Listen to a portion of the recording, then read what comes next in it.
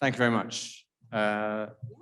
Friends, ladies and gentlemen, it's a great pleasure to welcome you to this event, whether you're here with us in person or watching in various locations around the world on Zoom. My name is Paul Gross. I'm a senior fellow here at the Menachem Begin Heritage Center. It's nice to see some familiar faces, people that have come to these events often or that I see on screen, because we also have a lot of events that I'm involved with on Zoom. So it's nice to see people in person now that the whole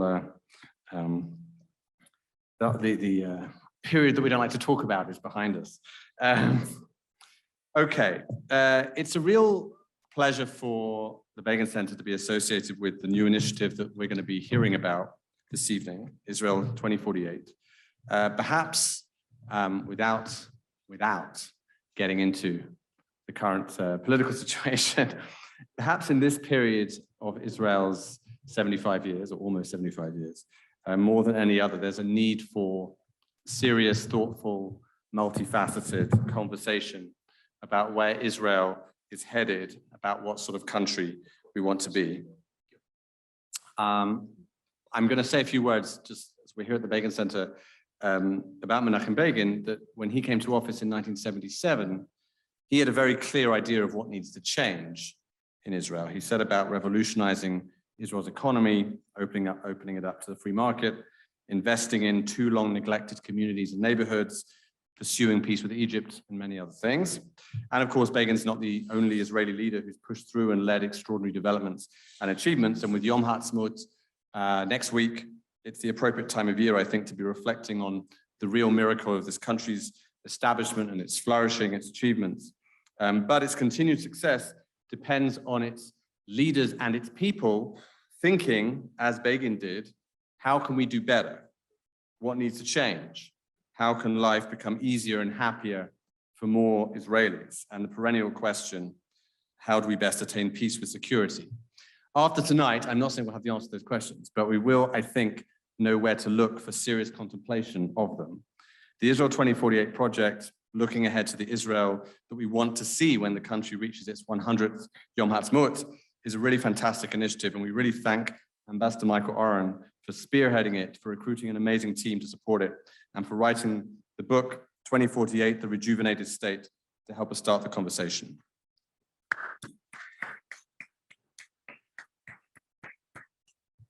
Okay, let me introduce our panel.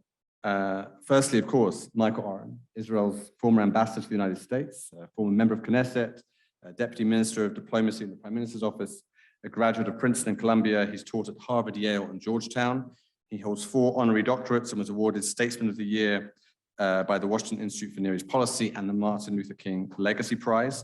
His last 3 books, 6 Days of War, Power, Faith, and Fantasy, and Ally, were all New York Times bestsellers and won both the Los Angeles Times and Jewish Book of the Year awards. He's formerly the Middle East analyst for CBS and CNN. He's appeared on Stephen Colbert, Bill Maher, 60 Minutes, The View. He's written more than 100 op-eds and articles for publications in publications such as the New York Times, the Wall Street Journal, and the Atlantic. He was a combat veteran in the IDF. He served in the paratroopers and holds the reserve rank of major. Michael Oren was named by NPR as one of the best college commencement speakers ever. By Politico as one of the 50 most influential thinkers in America, by The Forward as one of the 5 most influential Jews in America, and by the Jerusalem Post as one of the 10 most influential Jews worldwide, and by the Begin Center as one of our favorite speakers. He's currently the president of Israel 2048, an NGO dedicated to engaging Israelis and diaspora Jews in dynamic discussion about Israel's future. He'll be in conversation with our great friend, Professor Gil Troy, a wonderful friend of the Begin Center, and I'm proud to say a friend and mentor of mine. Gil is a distinguished scholar in North American history at McGill. He's an award-winning American presidential historian and a leading Zionist activist. He's most recently the editor of the new 3-volume set, Theodore Herzl's Zionist Writings, the inaugural publication of the Library of the Jewish People, which we also launched here last year. He's the co-author with Natan Sharansky of Never Alone, Prison Politics and My People, and the compiler and editor and writer of the fantastic The Zionist Ideas, Visions for the Jewish Homeland, Then, Now, Tomorrow, which we also launched. Gil Troy was recently designated an Allgemeine J100, one of the top 100 people positively influencing Jewish life. He's the author of several other books, about American political history and Zionism in Israel. He's a prolific writer of essays and opinion pieces. He's been published in the American, Canadian, Israeli media, and writes a weekly column for the Jerusalem Post. And last, but by no means least, moderating this discussion will be Rachel Moore, the principal of More Connected Communications, a public relations consultancy who spent most of her career working with Jewish nonprofit organizations and Israel public advocacy. She's co-founder of the Israel 2048 nonprofit organization formed to help bring this fantastic book to the public and empower a subsequent international conversation among the Jewish people. Rachel, over to you. Thank you so much, Paul, and thank you all of you for joining us. We're very happy to see you here. And yes, as Paul mentioned, we made a decision. Some of the volunteers who are here with us today, together, we decided that this needed to be an organization. Yes, to facilitate the publishing of this book, but also to be able to facilitate important conversations. And we hope that this is one of the first of many of those important conversations, and are looking forward to having time for you to be engaged in the conversation together with us. The way that we'd like this evening to go is that I'm going to give both Michael and Gil an opportunity to just introduce why this project, why now, why they're involved, why Michael chose to write the book. Please forgive me for not addressing them as Mr. Troy and Ambassador Oren, which they both deserve. I am at the top of the list of the people who admire and respect them both, but I'm also gratefully friends and know them too well and know that I will slip up if I don't establish using their first names. So I'm going to give them each a chance to speak. And then I'm going to ask them a few questions, and we'd like to have some time at the end for you to be able to ask questions as well. So Michael, why don't you just start by explaining why this book? Why did you feel that it needed to come into the world, and how did that take place? Thank you, Rachel. Tada. Thanks, Gil. Thank you all for coming. I'm looking around.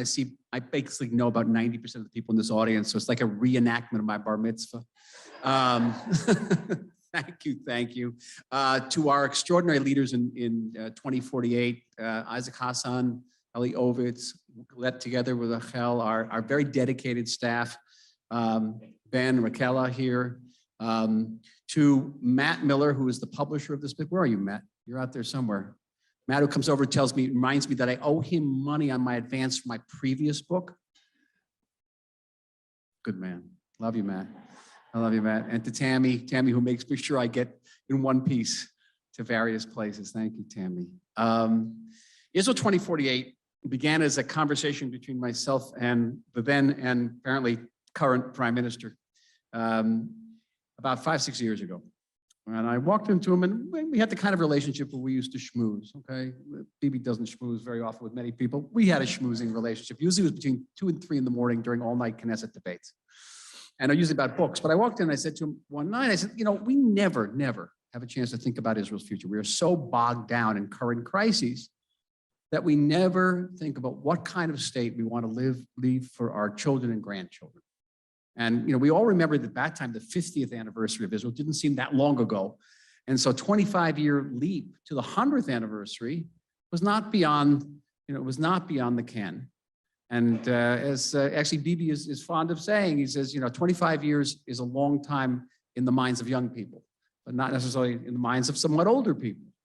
And I recalled from an historical perspective that in the 60 years between the beginning of the Zionist project in this country, and Gil, you know this story, and the founding of Israel on May 14th, 1948, the Jewish people engaged in an in-depth, intense discussion about the future of this country. What Jewish state did we want to see here? Was it going to be a secular state, a religious state, a socialist state, a capitalist state, pro-Western, pro-Eastern? As much as by the power of the sword, this country was created by the power of the word.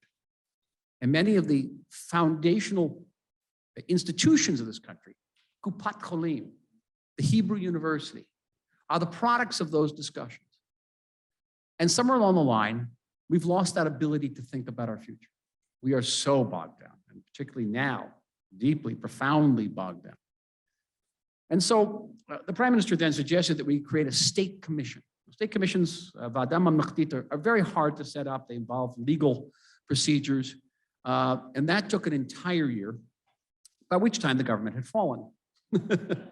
And at that point, I turned to our friend, Nathan Sharansky, and I said, listen, we just can't leave this project. Let's move it into the Hartman Institute. For a year, we had an extraordinary discussion with some of the leading Jewish minds in this city on the question of Israel 2048, particularly Israel diaspora relations. And then COVID hit. And when Corona hit, as so many people, I locked myself in a room and was encouraged by my good friend, Yossi Klein-Halevi, to sit down and actually write this thing. I think without Yossi's encouragement, I don't know if this would have happened. And then after, people began to be interested in having discussions during COVID. So we had Zoom talks. We had a Zoom talk about Israel diaspora relations. We had a Zoom talk about the future of Israel's foreign policy. And some extraordinary people took the initiative of establishing this NGO. The purpose is this. I'm not a prophet. Right? My vision is not in any way sacrosanct, but this is my vision. There are 21 chapters in here that cover just about every major field of Israel's future, its educational policy, social policy, foreign policy, Israel, diaspora Jews, Israel, Palestinians, Israel, Israeli Arabs, everything, gender issues, environmental issues. It's all there, but it's digestible. It'll take you a couple hours maybe to read it. And it's in Arabic and in Hebrew. I insisted it also be in Arabic. And the idea is to get readers here and to a large extent in the diaspora as well to engage with my vision. Get angry at it. Throw the book at the wall. Do me a favor. But engage with it. And let us stimulate and let us facilitate a discussion on what kind of future we want for our grandchildren, great-grandchildren, particularly for young people who have not had the opportunity to talk about their vision for the future of the country. And I'm looking at some of the issues that Israel is confronting now. It did not take a prophet to see these controversies coming, not at all. And if we had thought about them 10 years before, we may be in a different situation. Here's our opportunity to begin to think about the future. So I invite all of you, not just to read the book, but to engage with the book. If you have reactions for or against, listen, I've been in Knesset. I can take just about anything, okay? Anything. Tougher than war. I want to hear your responses to it. I mean it, seriously. Yo? Sure. Give it up for Michael.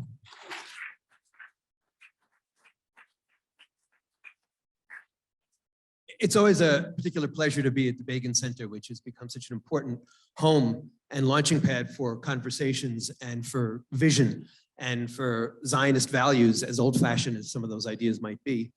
For me, it's a particular honor to be with you, Michael, because one of the great things about living in Jerusalem, and it's part of this whole Aliyah project that I've had, is I've been able to meet people whom I first met in print, became my heroes, became my teachers, became my mentors, and are now friends.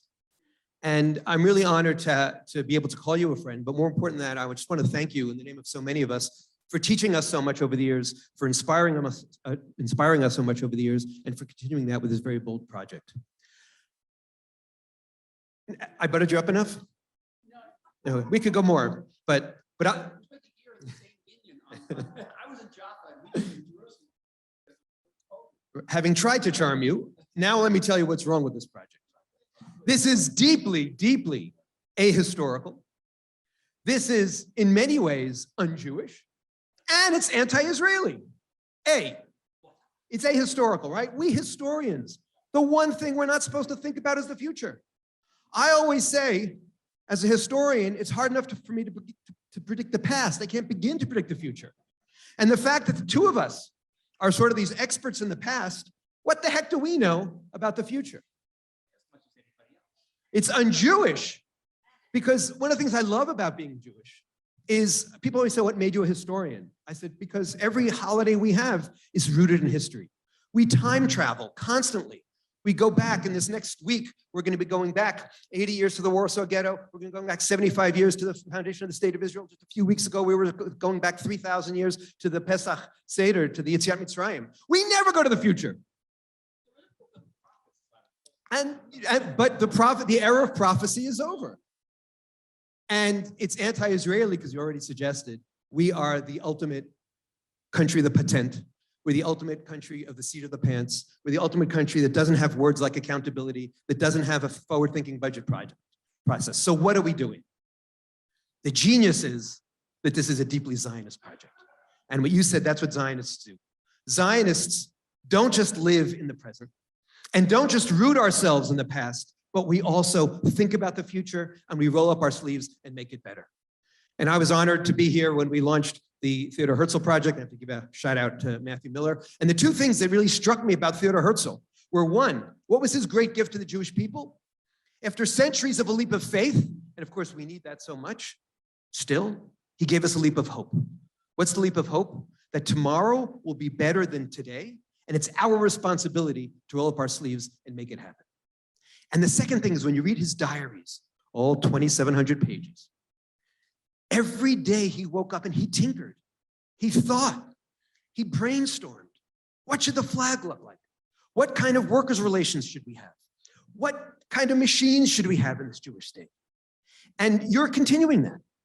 And so despite the fact that it goes against my historic Jewish and Israeli instincts, I'm very excited as a Zionist. And, you know, as you alluded to, there have been some constitutional issues raised in these last couple of weeks here in Israel. And doing that thing that we historians do, research, I came across two extraordinary statements by David Ben-Gurion, where he was explaining basically, first in a speech, and then to a 1949 cabinet meeting, why he basically was subverting the vision of the Declaration of Independence and not having a constitution. And among his reasons for why he didn't want a constitution, and one of always he says, well, we're Jews, we're so busy, we've got to fight and survive and absorb all these immigrants. We don't have time for all these debates. But he also said, this is 1949. 6 Arab armies have attacked. 6,000 Israelis of the 600,000 people in this new country are going to be killed. But the country is doubling itself in 2 years. Who imagines that it's going to survive? General George C. Marshall had said, you can't launch this state, it's not going to work. And what does Ben-Gurion say? He said, I don't want us to make a decision today that will handcuff our successors 300 years from now. So he was not only thinking 25 years ahead, he was thinking 300 years ahead. And that's the Zionist move. So I'm really honored to be a part of this. I also, over my lifetime, have been lucky enough to be part of many, many book launches. But what's exciting about this, and you mentioned this, Rachel, too, is that this isn't just a book launch. This is a conversation launch. And as important as it was for you to talk about vision, what I most loved about the book was simply the agenda. Simply asking the questions. Simply getting us thinking about what should Israel look like, what Israel will look like, and most important, what are we going to do to make it happen? So thank you for inviting me, and thank you all for being part of this conversation.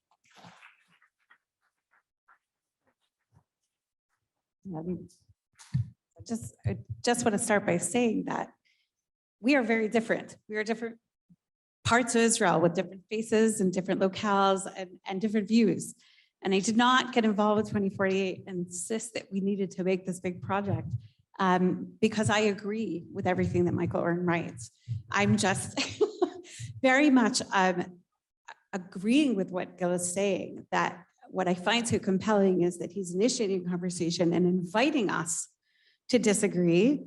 And I can attest that quite impressively, he listens. And that it is an ongoing conversation and a project of tinkering. So, and I think that that's part of what makes it so important and commendable. I'm gonna ask that you both spend some time talking about the content of the book. Not too much. We want everyone to buy it and read it, so don't give everything away. But I actually think that for fun, we'll start with Gil and ask you to maybe talk about a couple. We'll let Michael speak to how the breakdown of the topics is structured and why, but maybe you can talk about a couple of the topics or categories that are in here that speak to you most or that you want to highlight.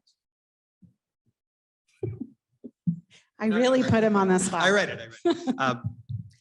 So again, one of the most important things is simply setting the agenda. What should dynamics be with women? And I was really struck by your chapter about women, because one of the things you keep on going back to is the image of Israel with which we were raised. And so the image we were raised with, the myth we always knew, was that Israeli women were way ahead of most women in the Western world, that they were fighters and that they were independent and they were both, it was both a personality thing and a role thing. And now you're saying all of a sudden, I'm looking, and from my perspective, I'm seeing actually that we're not as ahead as we used to be. And in many ways, we're falling behind. And I think that kind of dynamic of playing with the myth and the fact, but not stopping there, and having the last part of every one of those chapters being, where do we go, is kind of the methodology that we saw again and again and again. And this is where your training as a historian comes out, because you're rooted in our story. You're rooted in our past. You're rooted in our narrative. And you're right, at the end of the day, I call this the problem of clashing crystal balls, right? I walk around still skipping between the raindrops, singing Hatikva, thinking that tomorrow is going to be better than today. And everybody these days, from my friends on the right, my friends on the left, are dooming and glooming and glooming and dooming. And I said, my crystal ball is no clearer than yours. But the one thing I have in my back pocket is history. And how history helps us is, first of all, helping to articulate a standard of what should be. But I think it also helps us because it allows us to zoom in and out. There's that amazing video, they actually used to call it before video, a movie, in the Air and Space Museum in the Smithsonian called Powers of 10, where a guy is lying on a Chicago beach. As a New Yorker, I didn't even know Chicago had a beach, but apparently they're by the lake. And the camera comes and first zeroes in on the back of his palm and goes 10 minus 1, 10 minus 2, 10 minus 3, looking at the most nitty-gritty issues. And this is, I think, one of the exciting things about the book. You really get into the nitty-grittiness of the issue. And I think we also see the intersection of, not like me, I just sit in my room and write, but you've also been in the real world. And again, every page gives us a sense not just of the historical perspective, but also of the real life issues you had to confront, the real life dilemmas you had to confront, be it on the battlefield, be it in diplomacy, or be it in the Knesset. And so we go zero in, but then what does the camera do? It also goes 10 first, 10 squared, 10 cubed, 10. Before you know it, we're not in Chicago anymore. We're not in Chicagoland anymore. We're not in Illinois anymore. We're thinking about the world. And one of the exciting things also about this book is that I actually think that while I love the fact, and I think it's really important to emphasize that it was translated into Hebrew and English and Arabic, it appears in all 3 languages, showing respect for our Arab brothers and sisters and emphasizing that 20% of our citizens are non-Jewish. I think it could be translated in many other languages, because I think this is the kind of forward-thinking process that needs to occur in the democratic world that isn't occurring. We're so stuck right now in the age of Twitter, and I spell Twitterdom D-U-M-B. We're so reactive.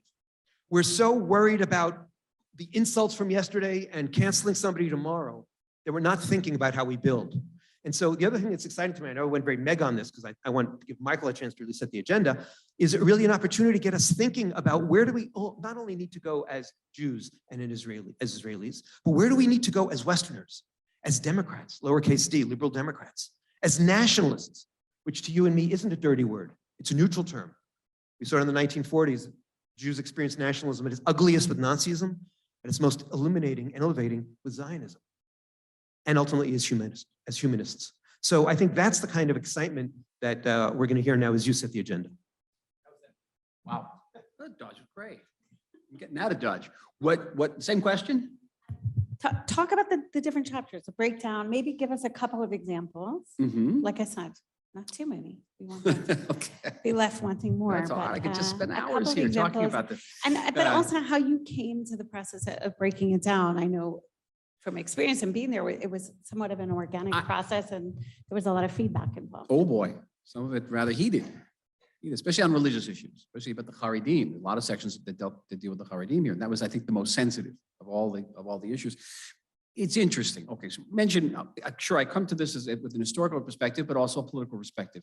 While in the Knesset, and now we're talking about 5-6 years ago, I worked with Ayelet Shaked on reforming the Supreme Court. And we all understood, we were not in the same party, we came from different political perspectives. We understood that the current situation was not sustainable. For those of you who are Americans out there, you get not one, but 2 opportunities to influence the composition of your Supreme Court. You vote for the president, you vote for the Senate. And that is why the composition of the Supreme Court is a major issue in American electoral politics. I know in my family in the United States, it's one of the major issues that they vote for the president on. How is that president going to impact composition of the Supreme Court. Anybody's been asked here in an Israeli election what we think about the composition of the Supreme Court? Is it an issue here? It's a non-issue, and a very simple reason. You don't have that influence. And the majority, the judges on the Supreme Court are chosen by a panel of 9, but the majority opinion on the 9 is by sitting justices and other jurists. And sitting jurists and justices will automatically choose somebody to replace them who thinks like they do. They're not going to replace someone who disagrees with them. So in terms of the worldview, the Supreme Court of Israel was exactly where it was in 1992. But guess what? Public opinion has moved on significantly to the right as it happened, and that is reflected in the Knesset. So the gap in the worldview between the Supreme Court and the Knesset was getting wider and wider, and increasingly the Supreme Court was turning down on ideological grounds, or on legal grounds, pieces of legislation. And that had to be reformed. It had to be reformed also the scope of the Supreme Court. Supreme Court of Israel has the widest scope of any Supreme Court in any democratic country in the world. Everything is adjudicable, according to Aaron Barat, including the placement of these chairs or the intensity of these lights. And that was not a sustainable. What? It was unreasonable. We'll get to that's another issue. But these are the two fundamental things: the scope of the Supreme Court and the manner of appointing the judges. So I worked on this in the Knesset. You did not have to be a prophet to know that this situation was going to blow up eventually. And so there's a chapter in the book called Judges in Israel, where I talk about the need to reform the Supreme Court and make it sustainable. The big difference between my position in the book and the government's position was that I'm committed to preserving the notion of judicial review, which is that the Supreme Court has the last word. And that is one of the pillars of just about every democratic society in the world. The government's proposal, at least in their initial formulation, does not preserve a judicial review. And that's a serious, serious problem. So that's an example. You know, prescient, I didn't think of it as prescient. I was actually dealing with it. And anybody could have seen that this was going to happen. One of the major themes in this book are Israeli problems with sovereignty. For 2,000 years, the Jewish people did not know sovereignty. One day in May 1948, and we woke up and wow, we are sovereigns in our own country. And our understanding of sovereignty is very, very shallow and very fragmented. And I spent a significant time in the book talking about the almost total absence of Israeli sovereignty south of Beersheba. Now, we lived in the Negev for years and we watched it disappear. There are today some 400,000 illegal Bedouin structures in the Negev. The police will not take down a single one of them. If you want to build a millimeter addition to your balcony, believe me, the police will be there very, very quickly. You're going to get a big fine. 400,000 structures, nobody will touch them. There's no control over guns. There's no control over drugs. And that's just the beginning of the problem. The beginning of the problem is because the Bedouin in the South have undergone twin processes of Palestinization and Islamicization. They were never Muslims in the way that Hamas is Muslim, but the Islamic movement has made very, very deep inroads there. And today you feel Bedouin referring to themselves as Palestinian Bedouin, and that was completely unheard of 15, 20 years ago. And it's not by accident that the Ram party in Knesset, whatever you feel about them, defined itself as a Palestinian Islamic Bedouin party. There you have it, right there. Much of this is owed to the prevalence of polygamy among the Bedouin. Upwards of 30% of Bedouin males have more than one wife. These wives, it's not like Bedouin male falls in love with third wife. These are procured women. It's kind of chattel slavery. And they're procured from Judea and Samaria, even from Gaza, sometimes from Jordan and Iraq.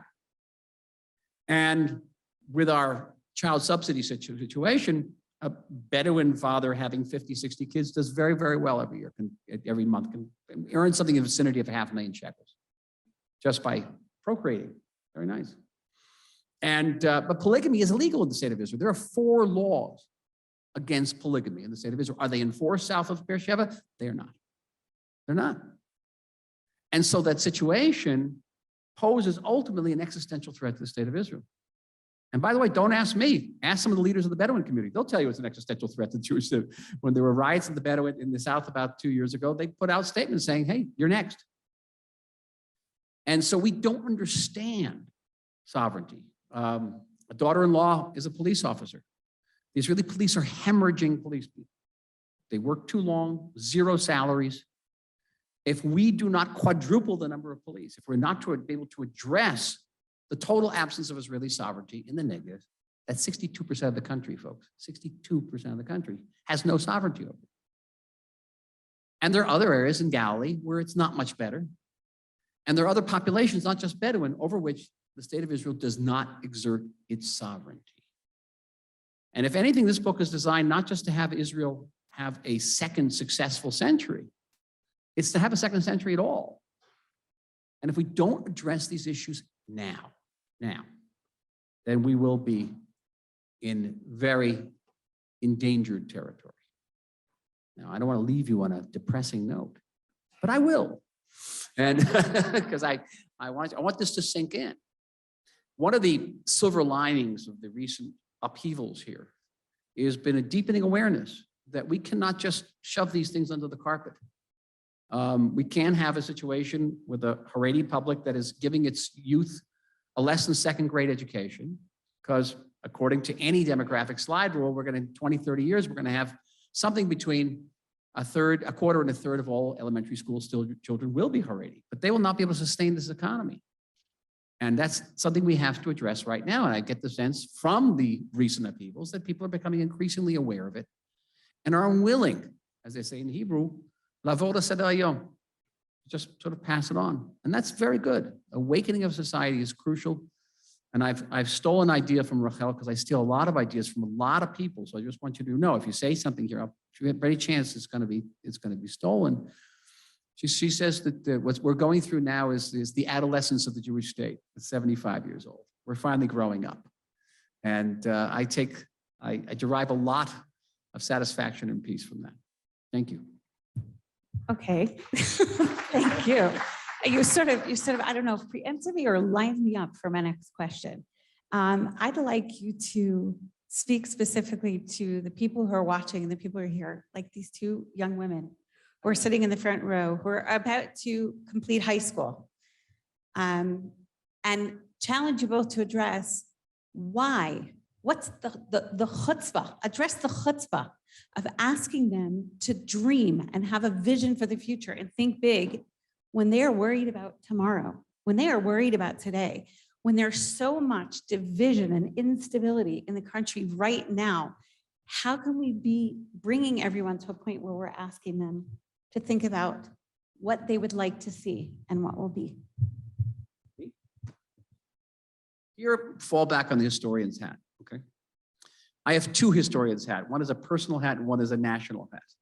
So let's start with a personal hat. I have been here a really long time.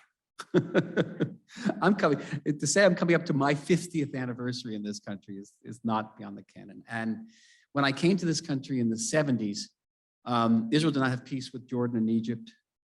We did not have certainly peace with the Abraham Accords countries. We did not have relations with China. We did not have relations with India.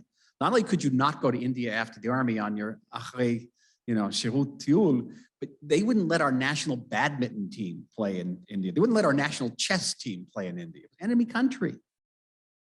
There was an entity known as the Soviet bloc, Russia plus 6 countries. We had no relations with Africa, almost no relations with South America. We had a nice kind of friendly relationship with the United States. We didn't have a strategic alliance. This was a poor, lower class country. Our biggest export was oranges. And who would have thought? Scoot ahead in my lifetime, okay? In my lifetime, that I would see relations, peace with most of a big chunk of the Arab world, relations with India, relations with China, relationship with its former Soviet bloc countries, some of our closest friends in Europe. Relations with Africa. When I was in the deputy to the prime minister, I would host an African leader every week. It was extraordinary. They're lined up. Our relationship with the United States, one of the deepest and most multifaceted strategic alliances which the United States has ever known with any foreign country. And this country is regularly rated the number 8th superpower in the world. Inconceivable. If someone would have told me the day I got off the plane back then that this is what Israel would look like today, I'd say they were crazy. Nuts, you're dreaming. What drugs are you on? I came here to get away from the drugs of America. Here, look. That's the personal hat. The historical hat is May 14th, 1948. That's 600,000 Jews. 600,000 Jews here, the population of Boston. You're from Boston, 600,000 people. No allies, only adversaries, no natural resources, nothing, nothing. And this country turned around and several years quadrupled its population. It created an army which would eventually be twice as large as the French and British army combined. It would create a democratic system of government that would become, in time, one of the maybe 5 countries in the world that has never known a second of non-democratic governance, with Canada, United States, Great Britain, really 5 or 6 countries in the world. And I could go on and on and on in that historical context. Now, why am I mentioning my 2 hats here? Yes, we are confronting some very difficult challenges today. Our country is riven with divisions, political, ethnic, religious, social. We got, you name it, we got the division. We are facing rising tides of terror. But in a historical perspective, I know that we have encountered and surmounted far, far greater obstacles. And it's extremely important for me because believe me, I can sometimes get overwhelmed and feel that there's no hope. And it was tough writing this book, writing about some of these very, very difficult issues. You had to have those 2 perspectives. You cannot be an Israeli, I believe, with those 2 perspectives and not at some level be very optimistic. Not Pollyannish, not unrealistic, but be optimistic. And to know that we can overcome these issues, it won't be easy. It won't be. Keep the 2 hats in mind. Okay? It's an advantage I have being at this age. Sorry.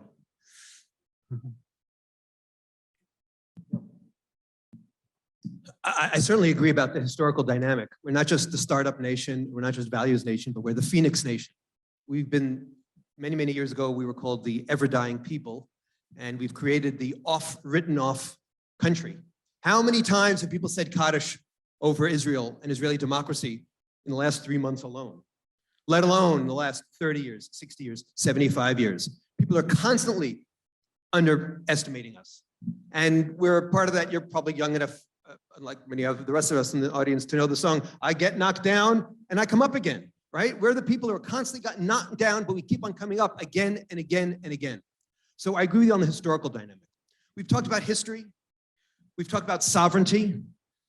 We've talked about vision and agenda. And I want to add 2 more words to the conversation, which I think get straight to the core of the question. Identity and responsibility.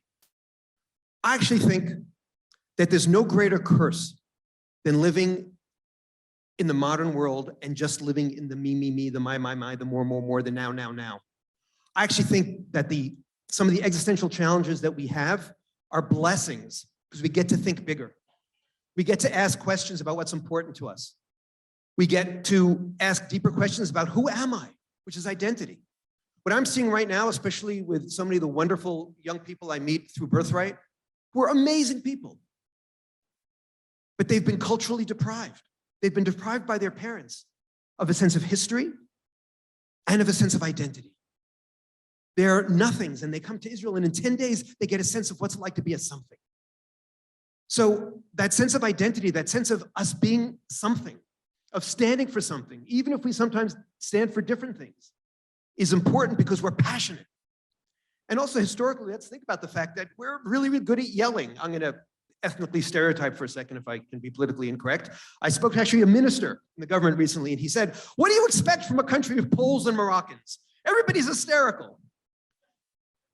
But think about the Talmud. What's the Talmud about? The Talmud is a chronicle of all our arguments, of all our disputations. Once we stop arguing, we die. So the first piece is identity. And by the way, we're seeing right now, we're living that identity. For all the divisions that everybody's emphasizing, and I see them too. Yesterday, I was jogging at 10 a.m. in the shuk. And it was amazing to see the buzz of the shuk stop. And everybody turned into a cardboard cutout. Left and right, religious, non-religious. Sephardic and Ashkenazic. And so we understand that even as we're yelling and screaming, we're both waving Israeli flags. And as an American historian, I point out that unlike the George Floyd riots, to hit my friends on the left, and unlike January 6th, to hit my friends on the right, there has been very little violence. Because at the end of the day, I think there are boundaries because we have a shared identity, we have a shared language, and we continue to talk to one another, to dance with one another at weddings, and yes, to yell at one another. And that's identity. And that's the power of identity. And the second piece is responsibility. And I was lucky enough to put together this book, The Zionist Ideas, and put together 168 of my favorite thinkers. And one of them, a man who formerly served as Israel's ambassador to the United States, has this wonderful essay about sovereignty, but that essay about sovereignty is really about responsibility. And he says, everybody talks about Theodor Herzl, Im Tirtzu Em Zo Agada, if you will, it is no dream. But he also says, I'm a Delmore Schwartz Zionist, not a Theodor Herzl Zionist. Delmore Schwartz was a beat poet, a hip poet from the 1940s and 1950s, who said, in dreams begin responsibility. And in dreams begin responsibility is what it's all about. And so the opportunity and the challenge and the adventure of taking responsibility and understanding that these historic and heroic achievements were made not by old guys like us, but by young people like you, especially in 1948 and in 1967 and in 1973, is the excitement of Israel. I know many, many people who just want to go back to suburbia and live a very small life, but it's almost like they shrink. Here, all these challenges, they sometimes feel like a heavy burden, but when you take responsibility and we embrace our identity, boy, we become superheroes and we make dreams come true.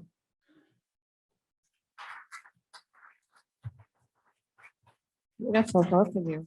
And if I can be so bold, I just want to add that I think that the answer to the pain and the anguish and the frustration is exactly what you're both saying.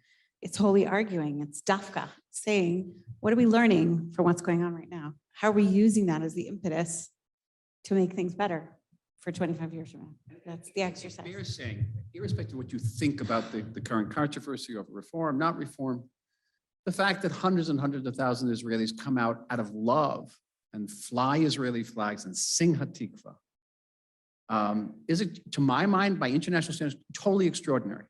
Some of us are old enough to remember the 60s, some of us. And in the 60s, we didn't fly American flags, we burnt them. And we didn't hug soldiers, we spat at them.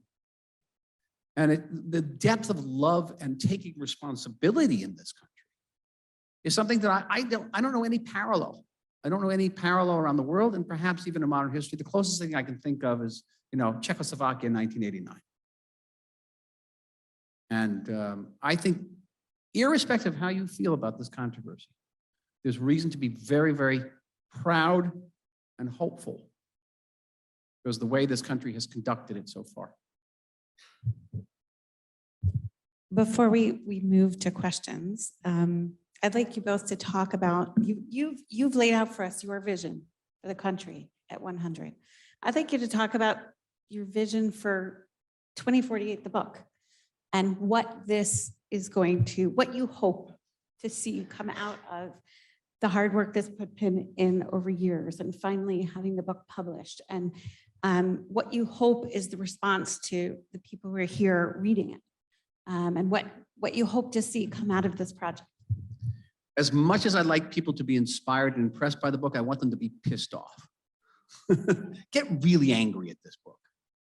Engage. As I said before, throw it against the wall. Let me know your darkest, meanest thoughts about the book, but do not just put it on a shelf and let it collect dust. This is our future. It's your future. It's your grandchildren's future, your great-grandchildren's future. We have that responsibility. We have that responsibility.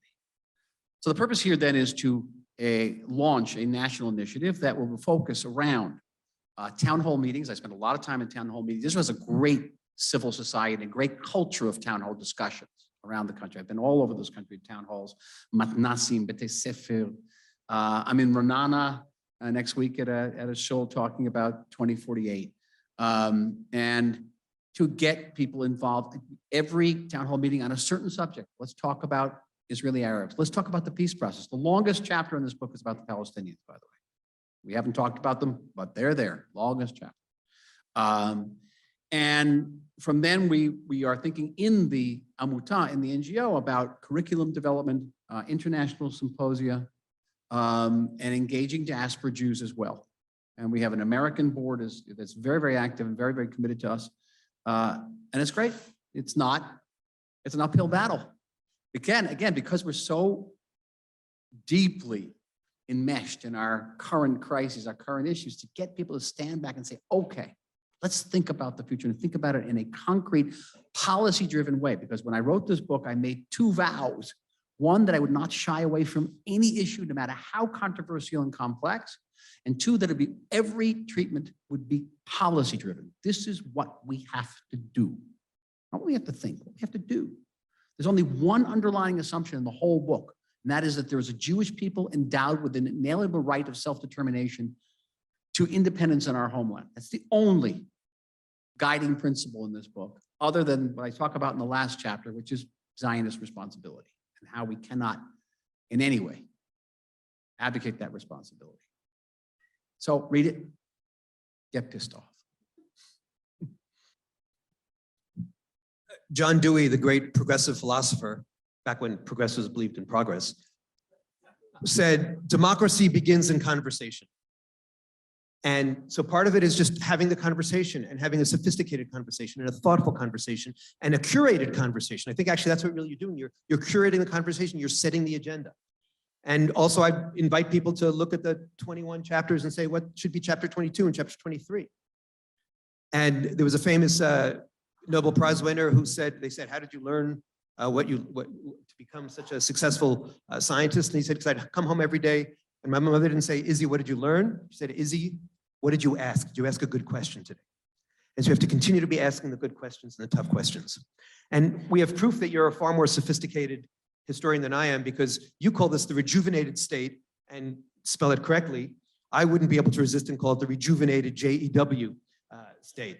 But ultimately what I want from now, yeah. Right, that would be fun to translate. But I actually think, some people say, oh my goodness, it's so terrible that we're celebrating the 75th anniversary with all this tension. No, we celebrate Israel now more than ever. People can say, oh my goodness, how terrible that the book came out at this moment. I think, no, now more than ever, we need this kind of conversation for, cheesy moment, to the jujitsu, JEW, turn the negative into a positive. I'm not gonna predict, but I'm really hoping that that moment 3 or 4 Mondays ago, was it March 27th, when 600,000 Israelis protested and Gallant acted gallantly, a little late, but gallantly. And we also, the limits, we're not gonna go that far. That may be the moment where we look back and say, oh my goodness, we all realize we are one country, we have other issues. And I heard Bibi on Meet the Press, I know he was speaking in English, but for 15 minutes he was talking about consensus and consensus and consensus as if he invented the word and as if he injected it into the conversation. And we know that our prime minister has a tendency to sometimes sort of catch up and then pretend that he invented things, but that's good. If we're talking about consensus, we've made progress. And if this can help us get from that despair of throwing up our hands and saying there's nowhere to go. But yes, rolling up our sleeves and working, but also, yeah, making a fist and swinging air punches at one another because we care so much, because we want to fix so much, then this will really have been the right book at the right time. And that's why it's so exciting. This isn't just a book project, but this really is a conversation project. Thank you. Thank you both.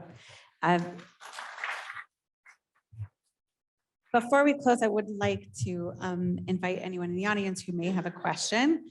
Paul, can you help facilitate that in terms of a microphone? Before we ask your questions, I would like to, as much as we have been throwing around the word conversation a lot, I would like to politely ask you not to be making statements and to stick to a question. If it is turning into too long a statement, I will have to stop you. And yes, I'm from New England. I don't like having to do things like that. So please don't make me do it. Just think about how you can get across your thoughts as in question form. I just want to say, please do wait for the mic before speaking, because otherwise our Zoom audience won't hear the question.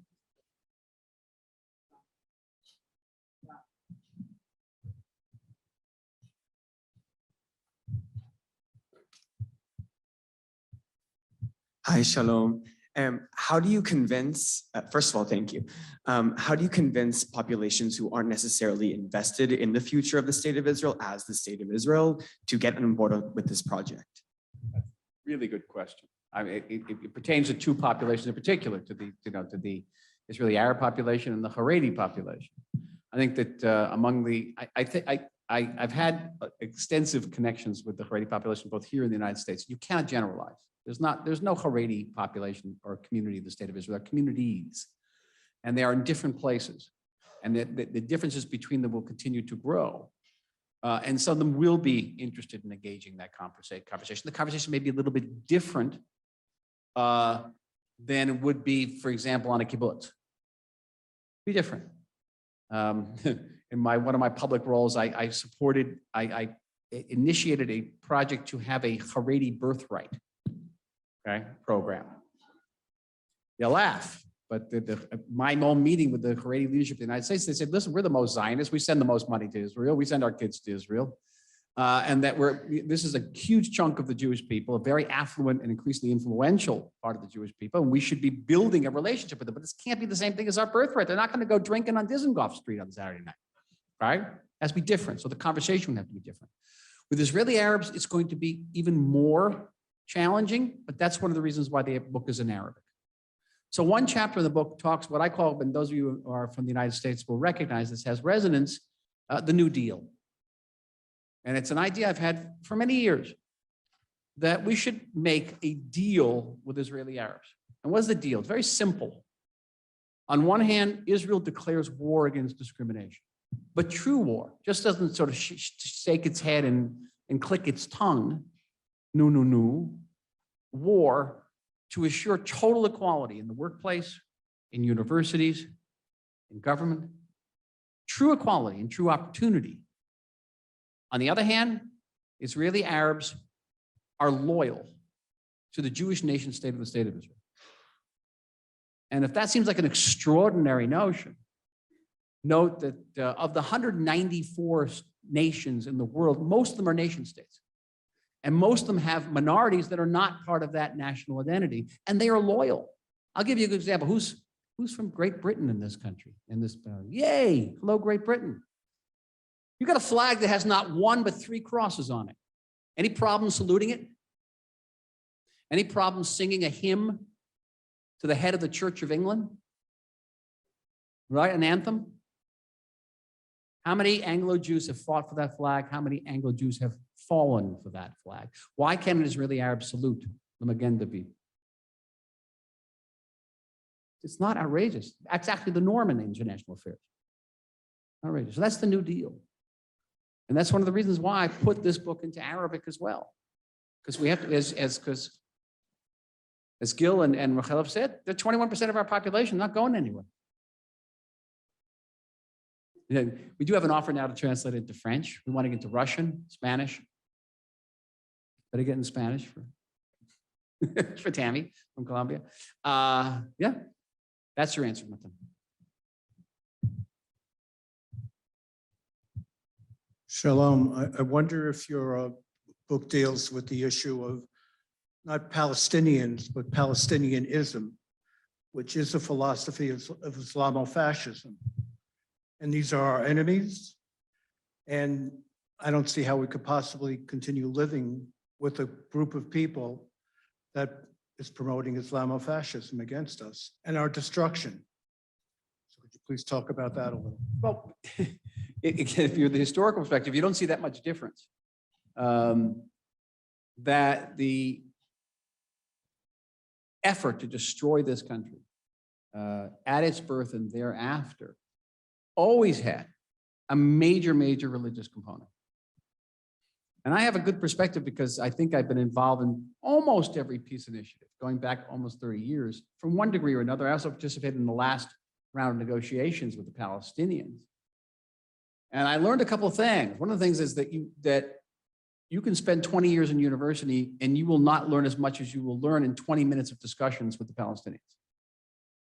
And one of the things you learn is that seemingly this conflict is about borders and about Jerusalem and security, but it isn't. The conflict is about identity.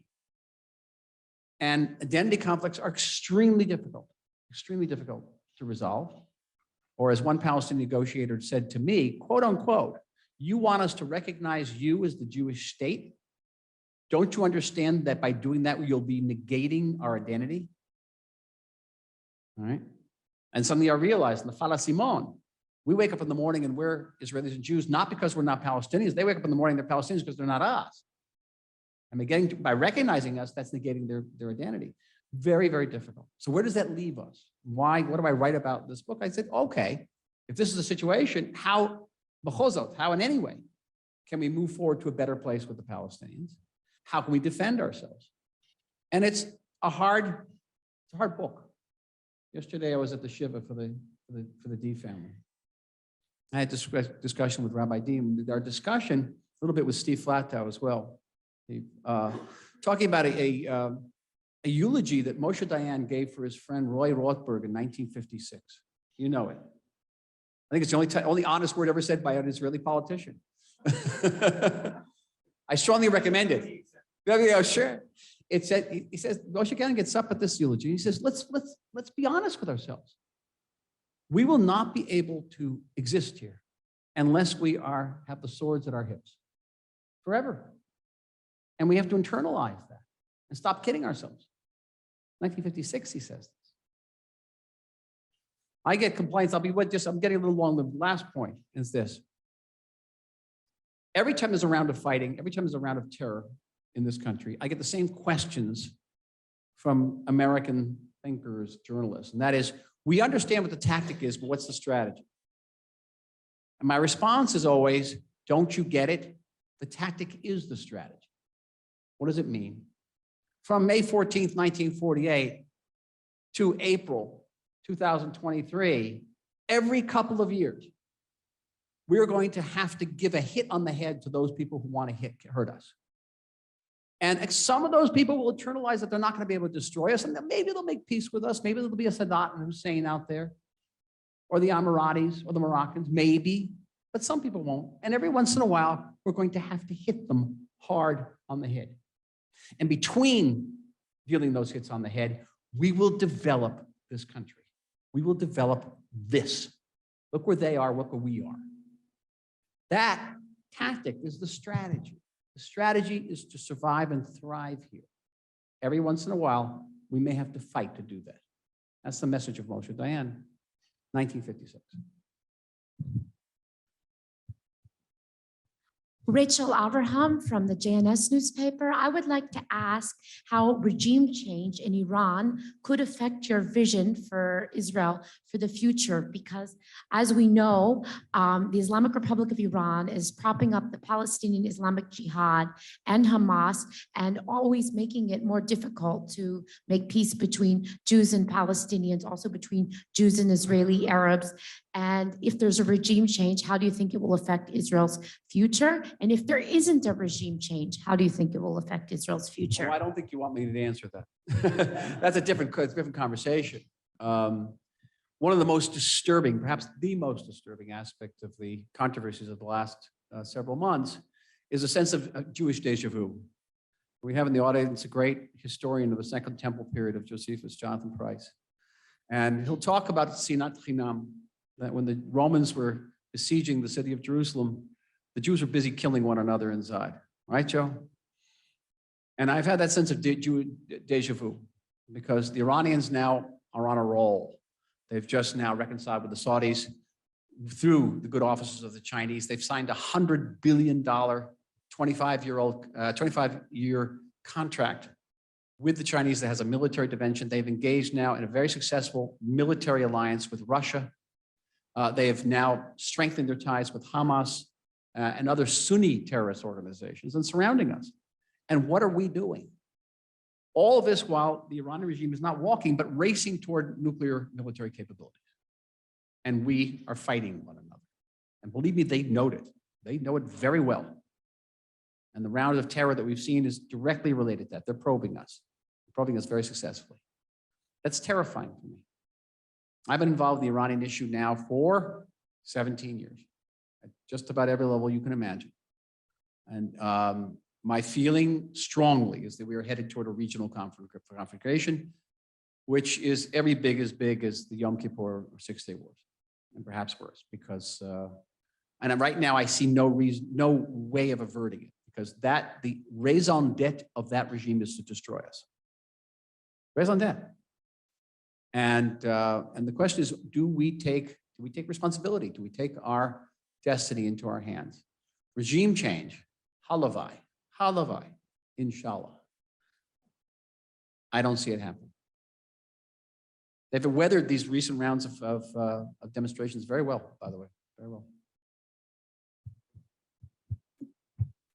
To misquote David Ben-Gurion, who said, we'll fight the British as if there's no World War II and the Nazis if they're the British. I think this has been the constant challenge in Israel. I call this Pilates. We have to strengthen our core. We constantly have to focus on what we can control and what's going on in our society, with our economy, our politics, our culture, as if we're not fighting this existential crisis. You talked, Michael, about how the fact that Israel has never known a day without democracy.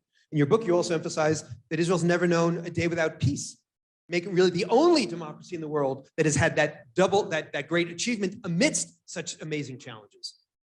And so that's part of the reason why we can't give up on this kind of project and can't give up on these kind of questions. We can't let them run the agenda. We can't let them set the tone. We have to be as strong as we can be against them. And I agree with you that one of the things that's been so depressing these last couple of months has just been the vast distraction to the Biden administration as well. The notion that while we're seeing every single day, even if we don't pay attention, how undemocratic, how autocratic, how theocratic, how evil the Iranian regime is, we nevertheless put ourselves in a position where we get lectured from the Americans about democracy, and lectured by American Jews about democracy is quite humiliating. And it's partially their fault, but it's partially our fault.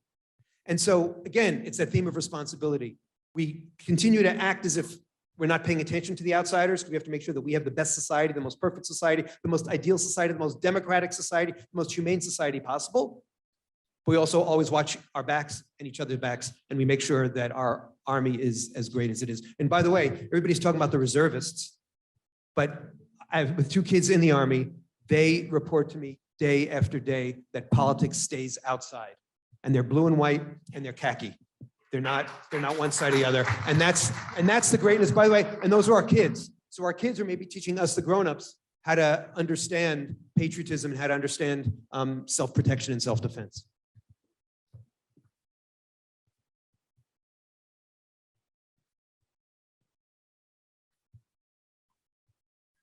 How do we get the government to focus on long-term when it's natural that they focus on short-term results in order to get reelected? I think that's an ongoing problem, and I can't imagine what the solution is. I got the solution. I love that question. That's why I'm smiling. And people always say that the most frequently asked questions of the 2048 project is, okay, how do you make a change? How do you make any of this happen? Here, it is very handy to have been in politics, I must say, because changes are made, not because a Knesset member or minister wakes up in the morning and has a brilliant idea, I'm going to make a change.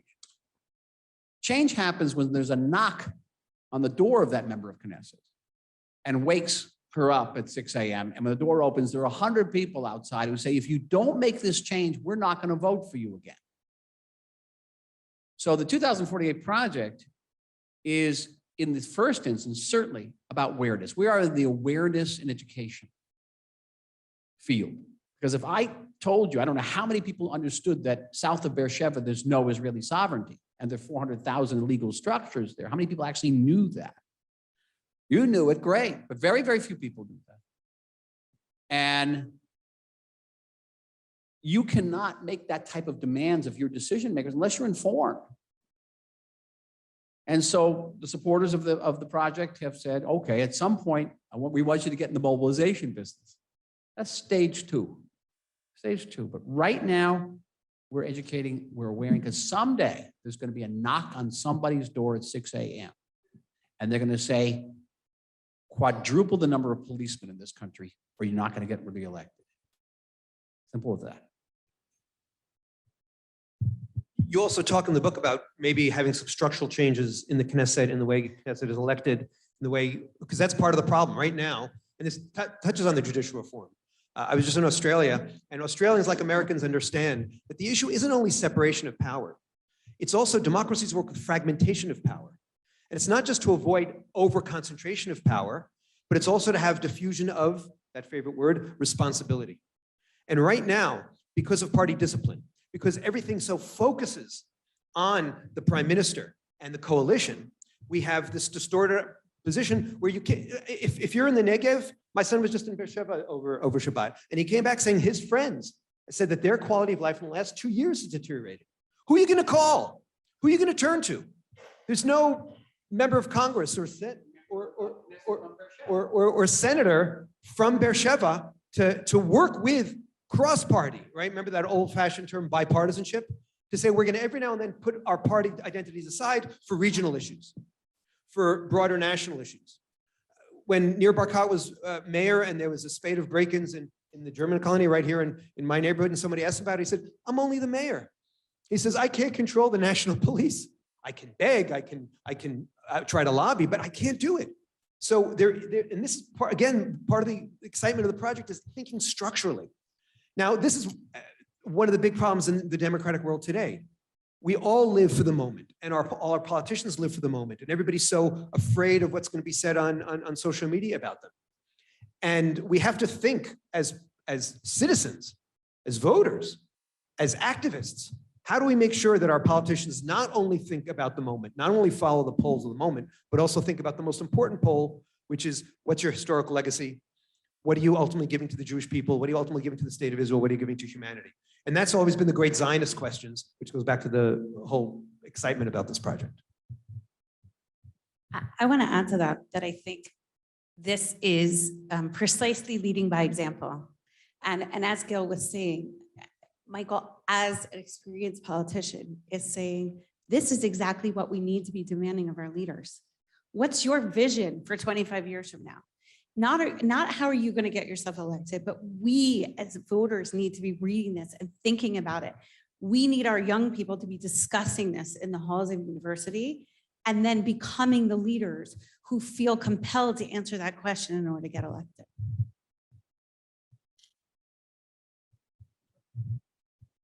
I'm going to just make one opening statement. I know you're not allowed to make statements here, but I have over almost 35 years experience working with the Bedouin in the Negev. And I just want to know, has the conversation of your book reached any responsible Bedouin leadership in the Negev? Not yet, but it will. That's, again, it's one of the reasons it's in Arabic. No, but it will. It's not anti-Bedouin, this book, in any way. And I talk about my respect for Bedouin culture. What I do say is that what has happened with the Bedouin is entirely our fault. We ran away from responsibility. We didn't provide education. We didn't bring them into the society. We didn't even help the people, the Bedouin who served in the military. I dealt with the Bedouin also in the Knesset, and I heard it up front. So I look at the Bedouin situation, I would say 90% of this is our fault. Really, and I'm not exaggerating. I would agree with you, having worked with them from the government side. We've had government just on the side. I was a veterinarian taking care of their sheep and cattle. I was intimately going into their flocks, seeing the wives from the West Bank, seeing the wives from Jordan. You say, Hatiyawiya, where's your passport? Mafi. They don't have where's your ID? They don't have an ID. And it's growing and it's growing. The government has never done anything to stop polygamy. They've done nothing to make sure that the women went to school. They've done nothing, but they've done nothing. And if you're optimistic, I certainly am not, because I don't know how to get out of this mess. We have time, I think, for 2 more questions. There's a gentleman here and then somebody up top, and I'm sorry, but there will be time for more book signing and book purchasing afterwards outside. But we would absolutely love to get your help in pursuing the Bedouin leadership and making sure that they're a part of reading this conversation. So amidst the judicial reform debate, President Biden said, "We're not interfering. They know my position. They know the American Jewish position." As historians and a former diplomat, can you respond to that statement, the American Jewish position? Sub question, would an American president say the Islamic American position on Iran? Sure. So meaning President Biden said, "We're not interfering," and this is about the judicial reform. They know my position, they being Israel. They know the American Jewish position. So my question is, can you respond historically, contextualizing an American president referring to the Jewish position? And would an American president say there is the Islamic American position on Iran? I love words, but there's a word that I've come to really, really hate. The. Or in Hebrew, hey hayediyah. The American Jewish position, the left, the right. These are words that freeze us. And I agree there. Look, it's very, very interesting, and interesting is being a very polite term, that we now have an administration which hasn't commented on the riots in France and hasn't commented, I think, enough on what's going on in Iran, and yet is constantly pressuring Israel to follow a certain path toward judicial reform, which, as Michael pointed out at the beginning, doesn't even follow the way Americans deal with judicial selection. So on the one hand, yes, I can be in the moment and say this is a bit of a distortion. On the other hand, if you're asking historically, this has actually been the ongoing tick in American Jewish politics and in diaspora-Israel relations, that there is an illusion, in the same way that Michael said it's important that we look at Israeli Arabs and we look at Haredim and understand that there are different sectors of the population. There's a tendency to think that American Jews walk in lockstep. So I'm constantly being told about how the American Jewish community has abandoned Israel, when 83% of the American Jewish community still says they're proud of Israel. And that includes many, many of the young people who I'm constantly being told have abandoned Israel. So I think it is a lack of subtlety, an expression of arrogance, but an ongoing historic mistake where the president hears from one set of American Jews and decides that that's the American Jewish position. Anyway, how to go on for that? Good, Gil. Thank you. I had the honor of working with Joe Biden quite extensively when he was the vice president. And what can I say? I kind of love the guy. And I do. And personally, he's passionate about the state of Israel. He is. And his friends around him tell me that he thinks he's half Jewish. Best Rosh Hashanah parties in Washington. And people around him are very similar vein. And one thing you can say about Joe, he has a certain aversion to staying on script. Sometimes it plays in our favor. He got off the plane when he visited last year. First thing he says, I'm a Zionist. I could hear the screaming in the progressive wing of the Democratic Party. That was totally off script. He also said he would bomb Iran if they got a bomb. I could see the State Department and the Pentagon screaming as well. Okay, that is the man. He goes off script. But I want to take it to a different place. I was just coming over here. I was just on TV and on a debate, on the panel debates. You know, you've truly made it in Israel when you can be on a panel where everyone is screaming at one another, but, you know, interrupting you. And the question was, do American Jews have the right to have a say in this debate? And they had someone from the right, they had someone from the left. I guess I was there for the center. And this is what I had to say. I'll give you the one-foot version of what I had to say. Do American Jews have the right? They have the right, but not every right has to be actualized. And it's not how much you say, it's what you say. And the fact of the matter is that the issues here are immensely complex. What seems like a simple debate over judicial reform is actually disguising much more fundamental debates. So I live in South Tel Aviv, and I want to tell you, in my neighborhood, it's not seen as a fight over democracy or separation of powers. It's viewed as an attempt by an Ashkenazi elite to rally around the last bastion of Ashkenazi power, which is the Supreme Court, and a refusal to relinquish power. This is the way it's seen in my neighborhood. Relinquish power to the working class, which is largely religious and Mizrahi, or traditional Mizrahi. That's the way it's seen. Now, American Jews aren't going to know that. So first of all, okay, understand that you're getting involved in a situation you really know very little about. And your basic source of information is probably the New York Times. And what would you say to somebody who came along and gave strong opinions about constitutional reform in the United States and didn't speak the English language? For example, 2, American Jewish organizations that have come out and made positions would be surprised or not surprised to know that those statements are being used by people who do not like the state of Israel. And at the end of the day, it's also a boomerang, because who are making these statements? But people who are part of that same Ashkenazi elite in the United States, reform the liberal elite, that in fact, it actually strengthens the government's position. Does not weaken the government's position. It's total boomerang. Total boomerang.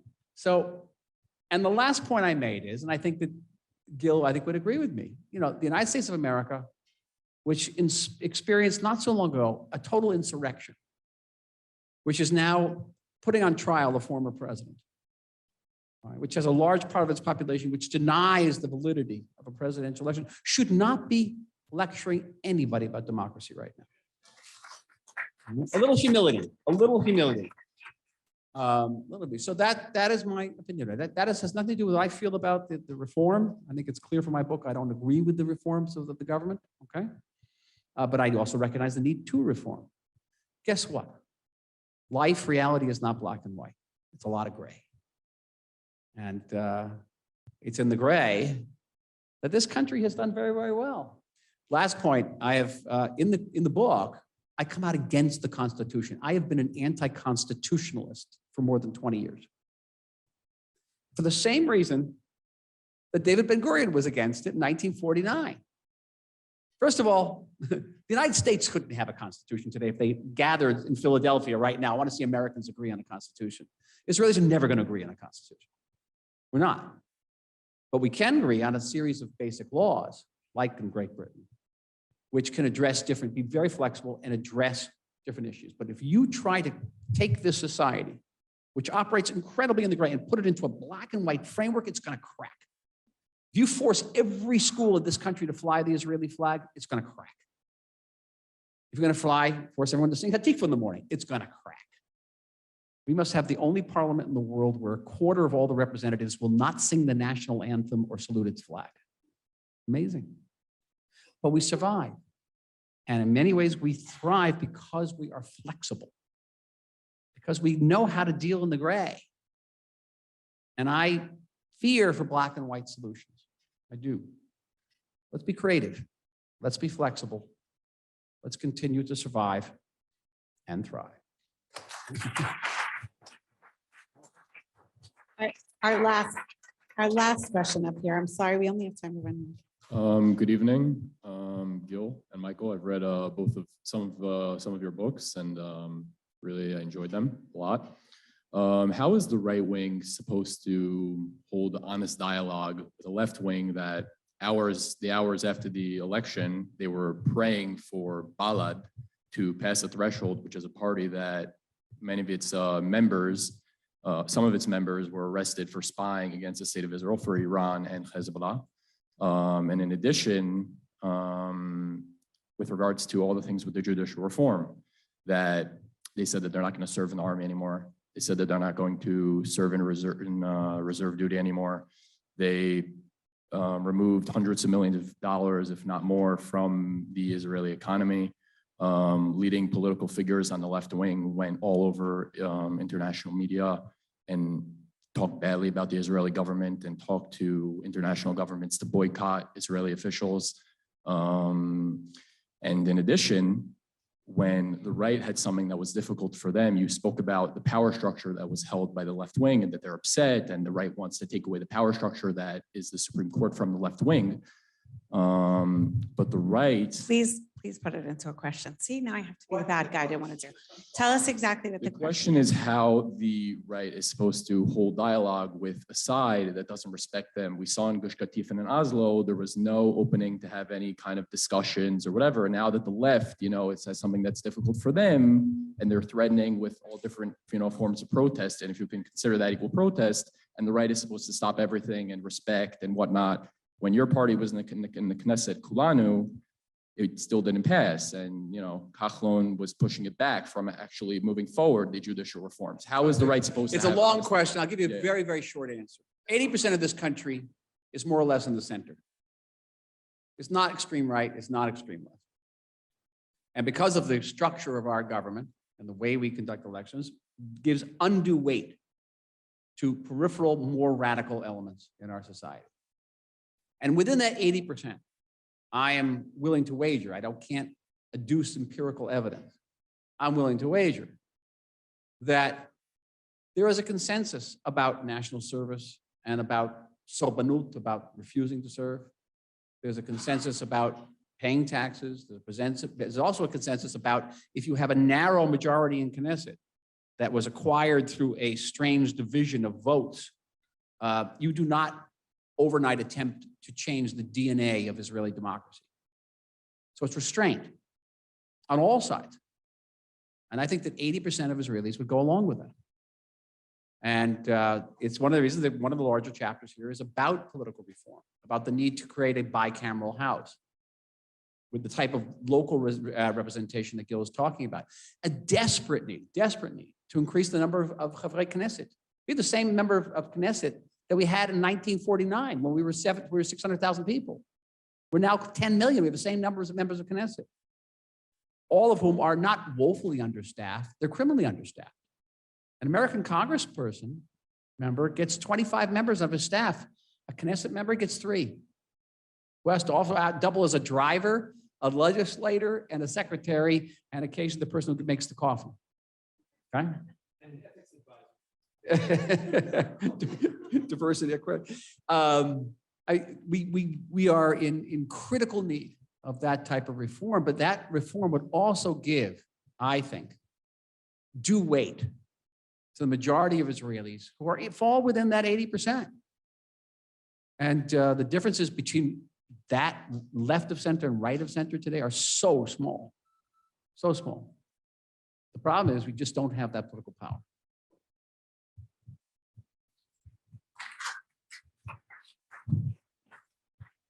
We'll end with the amazing words of Rabbi D, who at the worst moment of his life, while eulogizing his 2 extraordinary daughters, said that emunah, faith, is about not focusing on what you don't have, but focusing on what you have. And then he turned and he said that we as a Jewish people, during these moments of Yom HaShoah and Yom HaZikaron and Yom HaAtzmaut, have to do that too, and see how much we have. So while I very much hate the word the, I also hate the word they. And I agree with you. I'm looking at the polls. I'm looking at 70% of Israelis asking for some kind of middle path, some kind of compromise. I'm looking again at the numbers of people actually in the army who are continuing to serve. I'm looking at the fact that we can choose to focus on the margins, on the they, and I'm sure our friends on the left here could have a very long list of all kinds of theys from the right who disrespect, who bully, who trample over fundamental rights and who embarrass. So if it's a conversation of they versus they, we all lose. But if it's a conversation of us, and if it's a conversation of emunah and of faith and of understanding that at the end of the day, yeah, we're going to fight like hell to push this position or that position. We're also going to dance together. We're going to dance together on Yom HaAtzmaut, and we're going to laugh together, and we're going to cry together, and we're going to build together. And I think that's the challenge of this book. That's the opportunity here to put the anger aside, and to do what we've always done.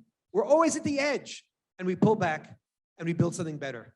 Zionists were never firefighters. We were always tree planters. And this is maybe not the most environmental form of tree planting, but it's a tree planting nevertheless. L'chaim. I want to thank Paul and the Begin Center again for hosting us. I want to thank you both so much for taking the time. I hope that some of you agree with me that it feels like you're my vitamin Z and reminding me of why I'm here and what I'm doing here. And it's so important. I'd like Isaac to wave, and Ellie, and where's Ben? Did Ben go out? You can find the 2 of them, and you can find me outside to talk to us about how you can help, what you'd love to see, what you think's the missing chapter. We'd love to follow up with you. Please help us continue the conversation. Thank you to Michael Oren, to Gil Troy, to Rachel Moore. Go outside, buy the book, discuss join the conversation and sign your names on the sign-up sheet outside so you can hear more about the English events that we have here at the Bacon Center. Thank you much. Good night.